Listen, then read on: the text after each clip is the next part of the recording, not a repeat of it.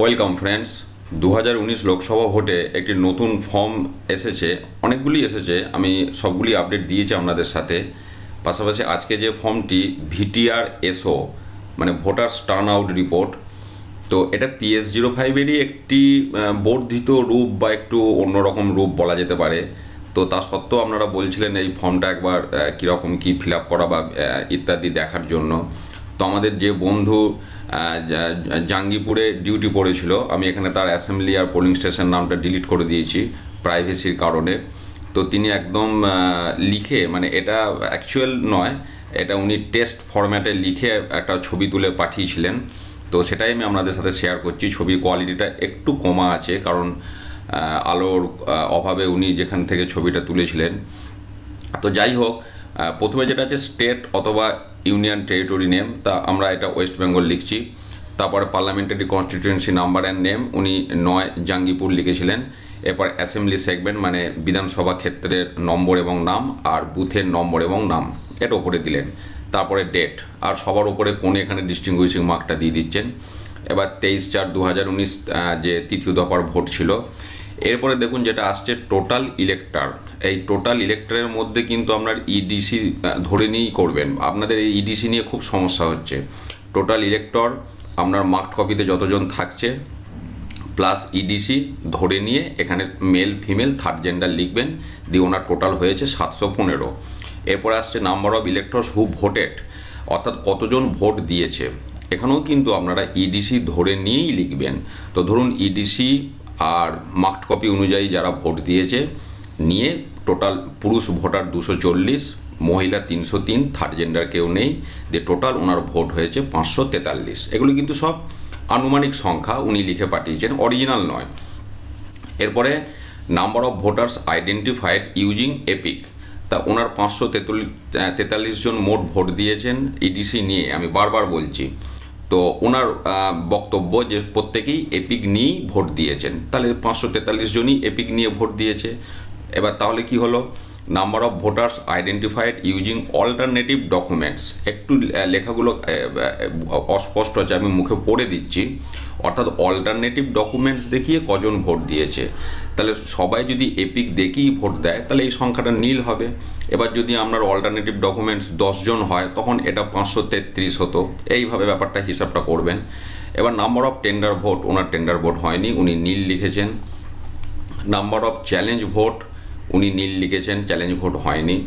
Number of ASD voter, ওনার বুথে কোনো ASD voter ছিল না, তাই উনি নীল লিখেছেন। তাহলে এএসডি ভোটার না থাকলে সেই এএসডি ভোটার যারা ভোট দিয়েছে। আচ্ছা, এবার number of vote cast by ASD, আচ্ছা এএসডি কতজন ভোট দিয়েছে সেটা নীল হলো। এবার 9 নম্বর আইটেম যেটা হচ্ছে number of voters deciding not to record vote under section 49O, অর্থাৎ রিফিউজ টু ভোট। তাই রিফিউজ টু ভোট কেউ করেনি, উনি নীল লিখেছেন।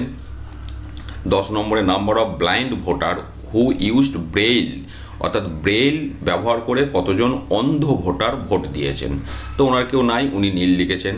আপনাদের থাকলে এগুলো আপনারা লিখবেন। এবার number of voters cast vote against EDC, EDC দেখিয়ে কতজন ভোট দিয়েছেন। তা ওনার বুথে 4 জন ইডিসি ভোট দিয়েছেন, উনি 4 লিখেছেন। Number of declaration submitted under 49MA, 49MA মানে হচ্ছে টেস্ট ভোট। তো টেস্ট ভোট কতগুলো হয়েছে এক কথায়, তো ওনার বুথে টেস্ট ভোট হয়নি, উনি নীল লিখেছেন। Number of polling agents present during mock poll, mock পোলের সময় কতজন পোলিং এজেন্ট উপস্থিত ছিল, তো ওনার 6 জন ছিল, উনি 6 লিখেছেন। তারপরে polling took place in absence of any polling agent, মানে এখানে যেটা বলতে চাইছেন পোলিং ভোট শুরুর সময় কতজন পোলিং এজেন্ট ছিল, তো ওনার ভোট শুরুর সময়ও 6 জন ছিল, উনি 6 লিখেছেন। তারপরে বলছে হোয়েদার দি ইভিএম ওয়াজ চেঞ্জড, কোনো কারণে ইভিএম চেঞ্জ হয়েছিল কিনা, উনি নো লিখেছেন। এবার চেঞ্জ না হলে তাহলে এটা নট অ্যাপ্লিকেবল। ইভিএম কটা ব্যবহার হয়েছে না, একটা। যদি ইভিএম চেঞ্জ হয় তখন ইয়েস লিখবেন, কি কারণে হয়েছে বা টাইমটা এখানে লিখতে হবে। আর তারপর এখানে কারণটা লিখতে হবে যে টেকনিক্যাল প্রবলেম বা মেশিন ফেলিওর যা হোক, দিয়ে এখানে ডিস্টিংগুইশিং মার্ক আর এটা প্রিজাইডিং অফিসার সিগনেচার, এখানে সইটা করে দেবেন। এবার তলার পোর্শনটা হচ্ছে যেখানে জমা দেবেন তাদের এটা ব্যবহার করার জন্য, তার এখানে ডেট টাইম সিগনেচার করবে, সেটাও আপনারা দেখে নেবেন। আর এখানে 2 নম্বর পয়েন্টটা দেখুন যে এটা কিন্তু 2 কপি করার কথা বলা হচ্ছে, ডুপ্লিকেট একটা করতে বলছে। 1 কপি হ্যান্ড ওভার করতে হবে যারা রিসিভিং সেন্টারে থাকবে সেখানে, যেখানে ব্যালট বক্স ইত্যাদি জমা দেবেন, বা ব্যালট বক্স মানে আপনার ওই ব্যালট ইউনিট, এই ইভিএম এগুলো আর কি।